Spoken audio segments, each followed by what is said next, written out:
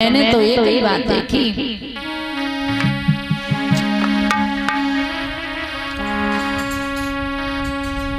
अरे सबसे बुरो है कंगाली मेरे भैया जाने रो है कंगाली सबसे रो है कंगाली।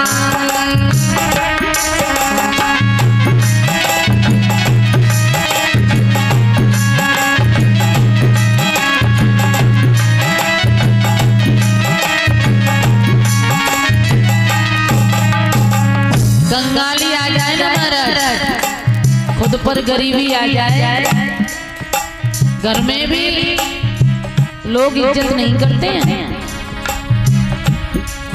एक दिन से कंगाली आई बात परी शिव थाली, भैया बात परी शिव थाली।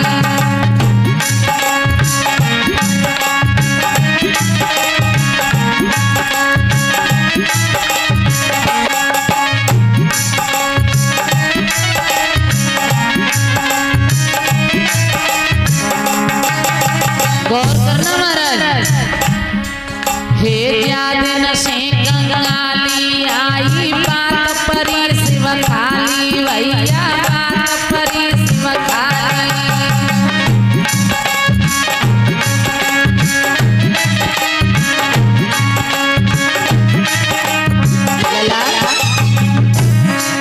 हे पार पड़ोसी गए बात मोद गए घरवारी सुसवा से लोग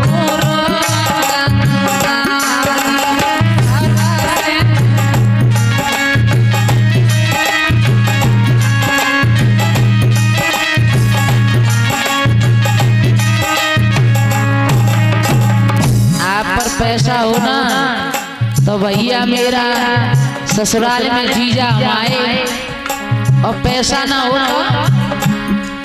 एतन पे कपड़ा फटो पुरानो घर नहीं लोटा थारी, भैया घर नहीं लोटा थारी।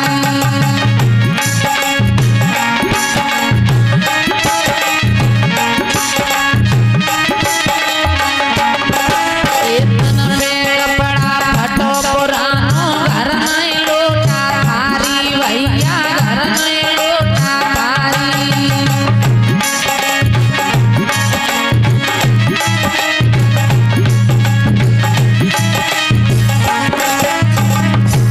पैसे वालों की इज्जत ससुराल वाले में बहुत होती है, और जिन पे पैसा नहीं होता है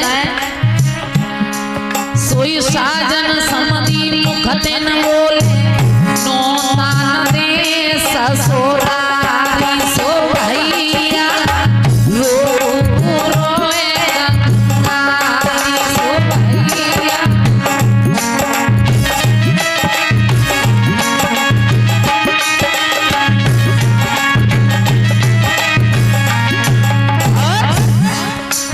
और रोग की रोसद मिल जाए पैदा छोड़ जाए नारी, भैया पैदा छोड़ जाए नारी।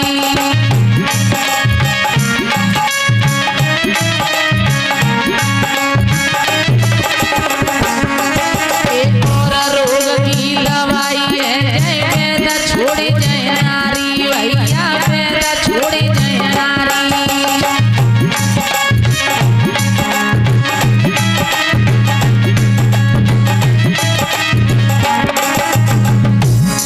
सोई बिन पैसा कोई बात न पूछे, और लोग हंसे ते तारी रे शिवा ते लोग रोए कंगाली रे शिवा ते लोग रोए कंगाली।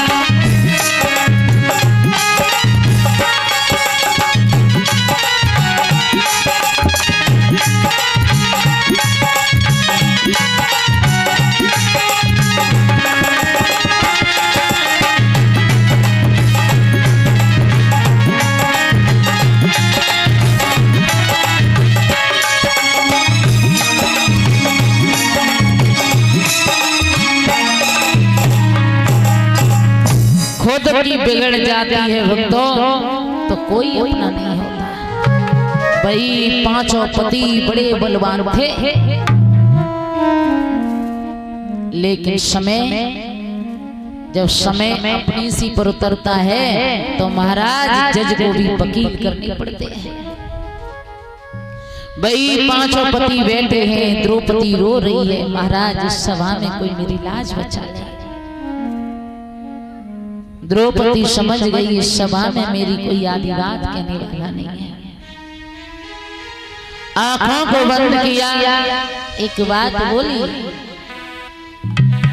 कि मोसी गरीबी की कन्हैया और लाज तेरी लाज जिया दुष्ट मोई घेरे डरो जैसे चिरैया बाजुए। आंखों से आंसू बह रहे हैं। प्रभु मैंने सुना है तूने बहुतों की लाज को बचाया, अगर तू मेरी लाज नहीं बचा सकता तो कम से कम मेरा बदला दे जा। एक बार याद कर, तेरी देवासुर संग्राम में अंगुली कट गई थी तो तेरी अंगुली को देख करके मैंने चुनरिया को फाड़ दिया था। तुम नहीं आए कन्हैया तो मेरी लाज चली जाएगी, और अगर आज द्रौपदी की लाज गई तो दुनिया भर में तुम पर कोई भरोसा नहीं करेगा। दौड़ करके फिर पहुंची पतियों के पास, भीम के पास, अर्जुन के पास, कोई आगे बात नहीं कह रहा। दौड़ करके फिर पितामह के पास पहुंची, आप मौन क्यों बैठे हो? सरासर अनर्थ हो रहा है और आप तो धर्म के प्रति बोलने वाले हो। कुछ नहीं बोले पितामह। दुशासन से दुर्योधन ने कहा साड़ी को खींचो। साड़ी जैसे ही खींची द्रौपदी की आंखों से आंसू बहने लगे। एक ही बात बोली है,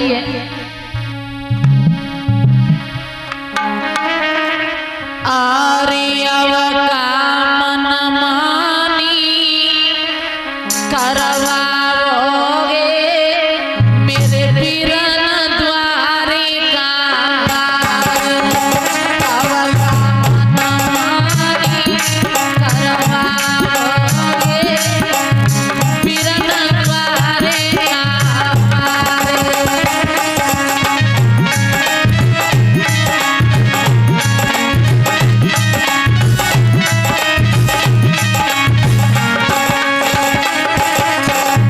द्रौपदी रो रही है। भैया अगर जब बहन की या साड़ी खिंच गई तो न माला भैया लाज जाती है मेरी।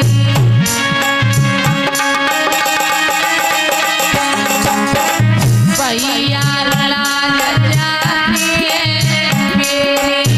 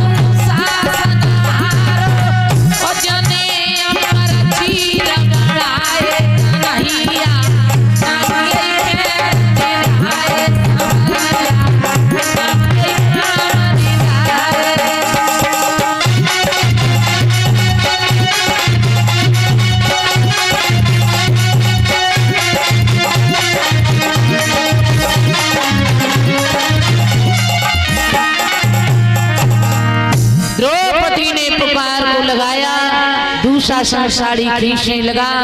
आज खींचते खींचते खींचते खींचते बेहोश होकर के जमीन पर गिर पड़ा, लेकिन चीर खत्म नहीं हुआ। 12 वर्ष का वनवास बिताया, 1 वर्ष का अज्ञातवास बिताने के बाद लौट करके आए। तब पांडवों ने कौरवों से अपना राज्य वापस मांगा।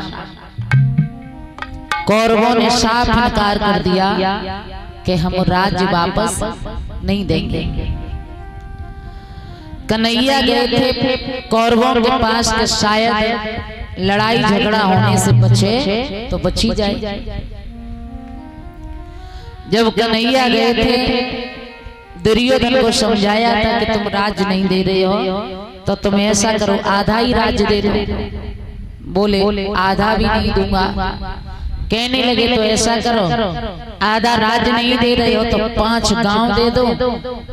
तो 5 गांव में पांडव अपना गुजारा कर लेंगे। दुर्योधन ने साफ इनकार कर दिया कि 5 गांव तो बहुत बड़े होते हैं, हम पांडवों को सुई के नोक के बराबर भी जमीन नहीं देंगे। तो महाराज जहां बेईमानी हो जाए, हमें खूब पता है कि जब मेढ़ते उस तरफ का खेत हमारा नहीं है और अगर हम उस पर कब्जा करेंगे तो महाभारत तो होना जरूरी है, क्योंकि जमीन जाए तो अपनी जीते जी कोई नहीं छोड़ता है। महाराज जवाब दिया कि 5 गांव बड़े होते हैं, हम उन्हें सुई के नोक के बराबर भी जमीन नहीं देंगे। एक शर्त है, अगर वो हमसे युद्ध करें, युद्ध करके जीत जाएं तो अपना राज्य ले जाए। कन्हैया ने बहुत समझाया, नहीं माने। बड़ा अभिमान था दुर्योधन को। जब सभा में बैठे हुए थे महाराज, कन्हैया तो बड़े अभिमान के साथ भोजन बनवाए थे दुर्योधन ने। उस सभा में उस समय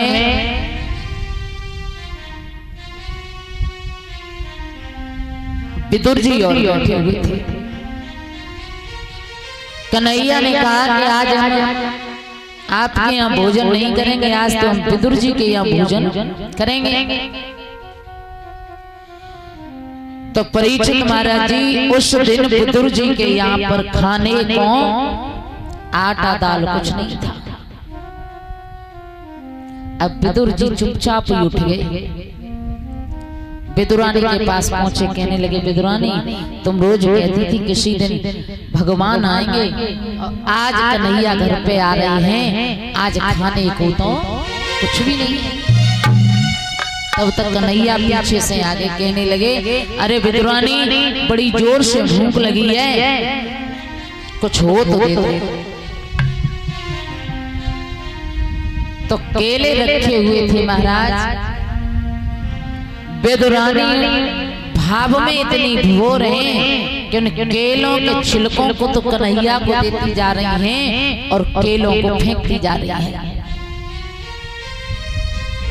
तब विदुर जी ने कहा विदुरानी क्या कर रही हो, केलों को फेंक रही हो, छिलकों को दे रही हो। तो विदुरानी कहने लगी प्रभु ध्यान नहीं रहा, तो फिर छिलका फेंक करके केला खिलाने लगी। तो कन्हैया कहने लगे विदुरानी जो आनंद उन छिलकों में था वो आनंद इन केलों में नहीं आ रहा है। अपने घर कोई आए हो तो चाहे कितने भी तुम्हारे ऊंचे ऊंचे महल बने, अगर कोई आए और चाय नाश्ता आ गया, मिठाइयाँ आ गई और आप दिल से नहीं बोले तो वो किसी काम के नहीं है। चाहे पानी मिल जाए लेकिन आते ही आते सीने से लगाए भाव वो होता है। यही भाव एक बार शिवरी के अंदर और था महाराज। त्रेता युग में शिवरी रोजाना बेर लाती थी, वन से चाक चाक करके रखती थी, फिर फेंक देती थी, फिर लाती थी, फिर फेंक देती थी। वो कहती थी एक न एक दिन मेरे भगवान श्री राम जरूर आएंगे। आस होती है महाराज, आस। ये कहते हैं ना ये दिल की लगी बुरी होती है। दिल में है कि भगवान से मिलना है तो भगवान आएंगे, भक्त के वश में भगवान हो जाते हैं। शिवरी रोजाना कहती थी किसी दिन राम आएंगे, राम आएंगे। एक दिन की बात, शिवरी के आंगन में कौआ बोलो महाराज। तो अब तो जब फोन चले गए तो फोन से पता है कि कहाँ आ गए, कितनी देर में आ रहे हैं, क्या मिनट पे आ जाएंगे। लेकिन पहले हमारे बुजुर्ग लोग बताते हैं कि काऊ की मुड़गा आ रही पे के काऊ के आंगन में कौआ बोलना तो बाद अच्छी होती कि आज कोई न कोई घरे। तब जब फोन नहीं आते, अगर कौआ बोलेगा तो पहले से पहले तैयारी कि आज कोई न कोई मेहमान जरूर आएगा। तो वह शिवरी के आंगन में वो कौआ बोला। तो शिवरी ने कही, कौआ जी बताता है कि जाके आंगन में तू बोल जाए बा के घरे कोई न कोई आता है। और कहूँ ऐसा होए कि आज मेरे कहूँ श्री राम मेरे घरे आ जाए। कह रही है कौआ कि बोले बोले कागा मेरे राम कब आएंगे, बोले बोले कागा मेरे राम कब आएंगे।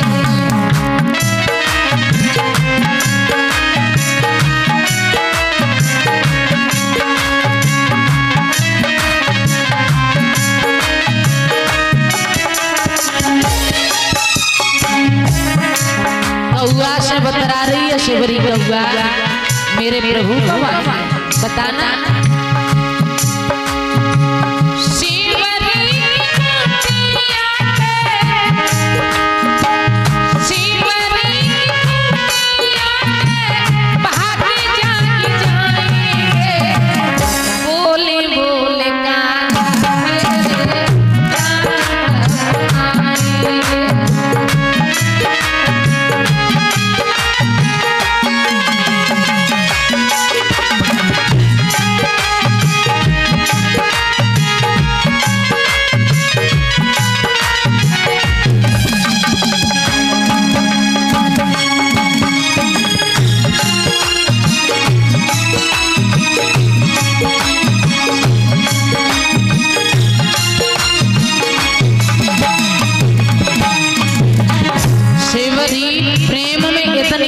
है महाराज कि शिवरी कौआ सा कैसे बात कर रही है। कह रही कौआ तो न मालूम जाने राम आएंगे ना, का करूं राम मेरे आएंगे तो अंगना लिपाऊंगी,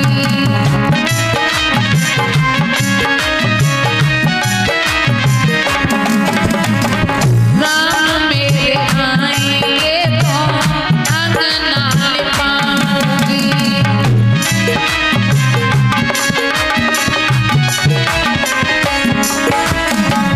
दीपक जलाए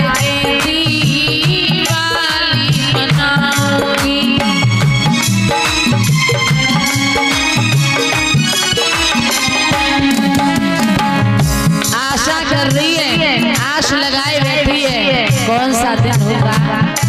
जैसे हम किसी को ज्यादा प्रेम करते हैं ना, अगर वो रिश्तेदार या बुआरी अपने घर आए तो लगता है क्या क्या खिला दें। शिवरी कह रही है चित्रकूट के घर